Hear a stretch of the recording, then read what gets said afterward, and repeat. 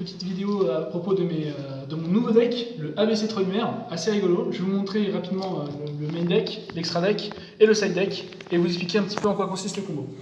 Alors pour commencer, je joue 2 Destruido main deck parce que j'ai besoin de l'avoir assez rapidement. Je joue une base ABC complète, je sais que beaucoup cut le C et le A à 2. J'aime bien les jouer à 3 chacun parce que je trouve ça vraiment important d'en avoir dans la main de départ. Je joue ces 2 petits pendules qui sont très importants aussi. Je joue en x2 parce que c'est bien de l'avoir en main de départ, ça brique pas trop. Je joue la pendule, la Gate 0 que j'ai dû rendre après le tournoi, donc là c'est une proxy. Je joue également 3 ogres, 3 haches, parce qu'on peut se le permettre. Nos combos commencent à partir de 2 cartes, donc 3 ça fait vraiment un full board. Donc on peut se permettre d'avoir des end traps, c'est pas trop gênant. Une Igli, parce qu'on joue des Trollmer. Voilà, ça c'est pour les monstres. Hop, je range ça. Hop. Beaucoup de magie ensuite. Je joue 3 terrains, 3 terras et 2 autres ravins afin de pouvoir envoyer des Destruido ou le roi suprême au cimetière très rapidement. Vu que le deck est quand même très sensible au end trap, je joue en main deck 3 appels à la tombe, un sanctuaire dragon, je pense que je vais changer les ratios. Un Foolish Burial, un Upstart Gobelin, un Monster Reborn, un Wind Charge.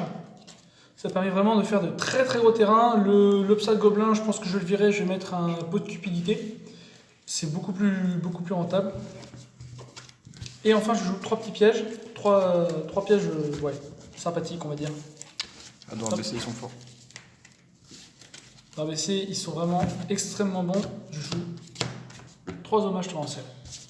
Ça permet de vraiment bien contrebalancer les terrains. Si jamais on commence et qu'on se prend une trappe, on peut poser ça et repartir derrière. Ensuite en side, je joue 3 kaiju, un slumber. J'aime bien ce ratio. Je joue 2 niveau 7 parce que j'en ai besoin dans mes combos. Je vais vous expliquer juste après. 2 mind control, je préfère en jouer 2 que 3 parce que 3, j'ai plus de place pour ce que je veux après. 3 Twin Twister, parce que Twin Twister c'est la vie, mangez-en. Un Imperial Order, un Jugement Solennel et un seul strike. C'est pour commencer, on peut se permettre de virer contre certains decks des Call by the Grave par exemple. Et 3 parfums anti-magie, parce que c'est vraiment extrêmement puissant. Ensuite pour l'extra, je joue cette carte-là, que je fais avec Destruido et généralement le Darkroom. C'est la base du combo, parce que ça me permet de ramener l'échelle que je suis allé chercher avec Darkroom sur le terrain et de passer sur un X7 que je vais vous présenter, un numéro 42, ce qui permet d'invoquer 5 tokens, de faire énormément de links et de continuer avec Firewall. Pour les links maintenant, c'est tout ce que je joue à part. Pour les links, je joue une araignée lien, une mermaid, un underclock, c'est vraiment la carte qui m'a le plus aidé aujourd'hui. Un Old Clifford, très important pour le combo. Également le gobelin. Et après une base Trollmer complète. Voilà, je joue tous les Trollmer en x1.